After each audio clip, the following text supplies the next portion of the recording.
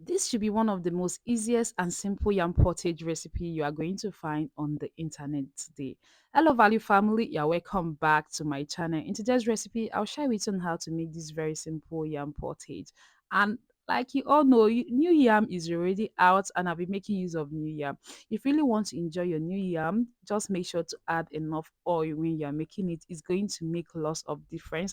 I learned this from my grandma. When the new year comes out, some of them has this taste that you might not really enjoy. And in order for you to really enjoy your new year, make sure to add in enough oil. Hope you understand. So I've already washed and cleaned up the yam. So transfer the yam now into the pot.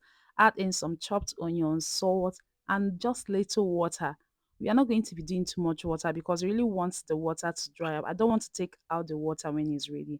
Just the water that is the same level with the yam, it is good to go. This is new yam and it cooks easily. So cover this up and allow this to cook. Some minutes later, this is what we have. The yam is almost ready. It is very soft now, but now that's soft, it is already soft. So add in your palm oil.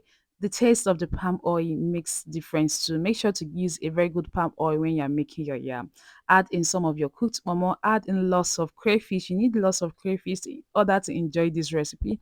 Add in lots of crayfish. If you have dried fish, please feel free to add it. So added in some deboned dry fish. You can add in your manla, anyone you have available. So you're just going to stir this all together. We'll cover this again for this to really penetrate well into the yam. Before we do that, don't forget your seasoning powder. I added it in. So after some minutes of cooking, you can see the oil has already penetrated well into the yam. So I'm just going ahead now to add in my chopped vegetables. I use the fluted pumpkin for this. So add in your vegetable and you're going to be stirring this all together. Mix this properly and you are good to go. Like I told you earlier, you don't need too much water to make this recipe. Remember, I added the water that is the same level with the yam, and the yam have already absorbed the water, and we just have little water left in this yam. So I'm just going to stir this all together and we are good to go. We won't allow this vegetable for too long on fire because the heat from the yam can actually soften the vegetable. So after stirring, we are just going to turn off our heat and just take a moment and look at how this is looking. This is so good. It is so delicious. If I don't tell you, you won't even know that this is actually new yam because the taste has been elevated and we are good to go. And just like that, you've made for yourself a very delicious pot of yam pottage. So easy, right?